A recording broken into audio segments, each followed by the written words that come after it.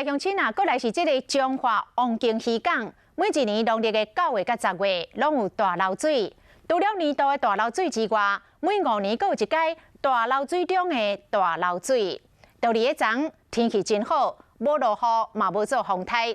中昼山来涨大水，海水倒灌，无到10分钟，这个海水灌到大街路顶，积水是即甲骹肚遮尔啊悬。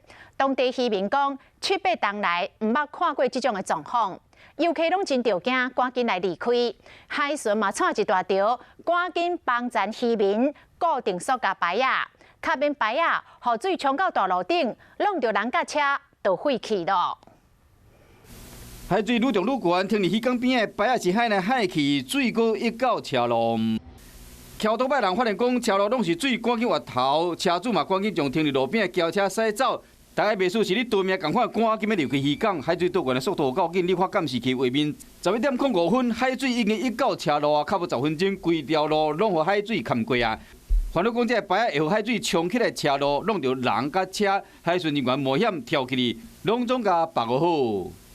昨夜完事，阮甲迄淡淡迄拢死啊。游客来，车落二头拢袂得过，规个拢水，上届我7、8年还无看到。渔民讲，海水积到骹肚，较早毋捌看过。地点伫彰化王景的渔港边是海巡安检所，海巡人员讲，昨无落雨嘛无风台，想要到呢，涨到水到水拢冲到安检所的门口。它涨过路面，造成我们的路基的一个有侵蚀的一个情形哦，那都有留下一些盐渍。那我们有架设防水闸门，哦，避免呢海水呢入侵到我们的那个室内哈。当地渔民拢知影讲，当年农历9月、10月拢会有大涝，因为今年特别大，水果淹到车路。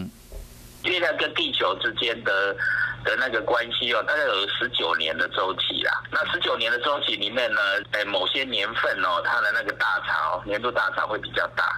气象局解说讲，除了1年1摆大涝以外，还有5年1摆周期，就是大涝中的大涝。昨都拄到这款的情形，所以海水南流、靠流变化就袂遐大，会恢复正常啊。